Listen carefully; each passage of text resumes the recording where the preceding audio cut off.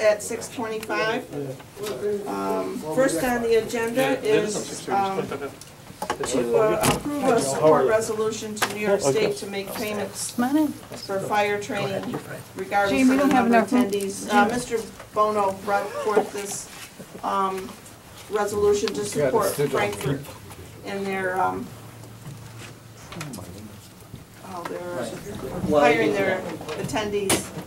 Chuck Congelero, who's the chief in Frankfurt, is also a fire instructor, and there's a problem with the classes that are being held in that, you know, the state requires a minimum occupancy or attendance, and it's usually 15 or 20, and it's being, you know, it's become tougher and tougher to find that, to meet that. You know, people bow out or whatever, and sometimes they only have 5 or 6 students, and the state says that without the 15 or whatever the max is or the minimum is, they won't fund the class, and so it makes for a shortfall of training. And sometimes new recruits have to wait up to 6-8 months to get training, and it's puts everybody at a deficit.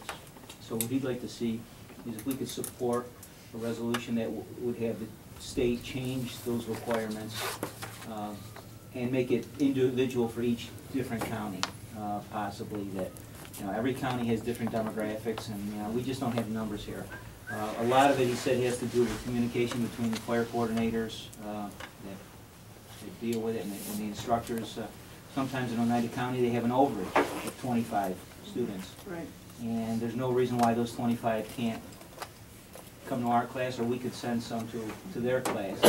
It's just not allowed right now. So he wants some type of resolution. If we could send it to all the, on his letter there was a group of agencies that he Seward wanted. and Butler and associations for public safety and everything. I'll make a motion to approve the... I'll second that. Okay, support thank you. resolution.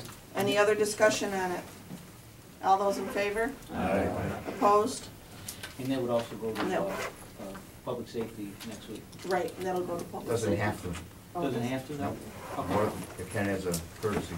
Okay. No, there's no need for it. All right. Okay, second on the agenda is reappointment of our county administrator. I'd like to entertain a motion. Bruce, second, and that's for Jim Wallace. Is there any other discussion? Does he still want the job? At least one more time. Okay, all in favor? Aye. Opposed? Carried. You got us for one more term. Or we have you for one more Yeah. term. Thank you.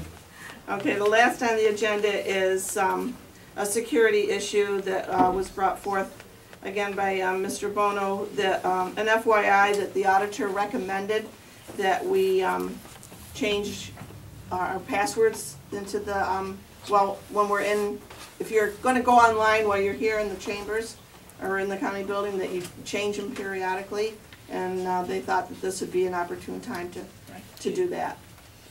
He had recommended, Gene, I remember at one point that, you know, we should change passwords, you know, periodically, and I just thought now would be a good time to do. It's not a resolution, it's just for your information. So that'll be changed tomorrow. Carol will have that if everybody wants, you know, and that password is just for legislators. You know, that it isn't to be given out. You know, it's just for legislator use for the internet. So as a security. So will we get an email telling us what it is? You get an email. Yeah. I'm sorry. Yeah, Yes. but Carol will have that tomorrow. That'll go out tomorrow. Yeah. Okay. So moved. That way we can just let it, Bob Hyde second it, and all for it. Say aye. Aye. Nay.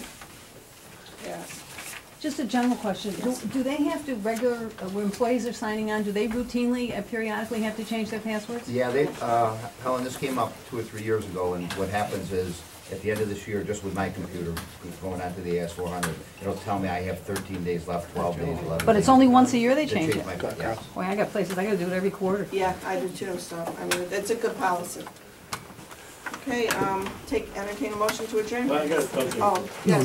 You know, the governor is proposing putting gaming tables in casinos and calling official casinos rather than racinos. I think that's a bad idea. It's preying on the weaknesses of people to balance their budgets. I think we should support a resolution opposing gaming tables in racinos. We can look into it, Peter. Oh, It'd be kind of tough, but, you know, we can see about doing it. That'd be, Shane?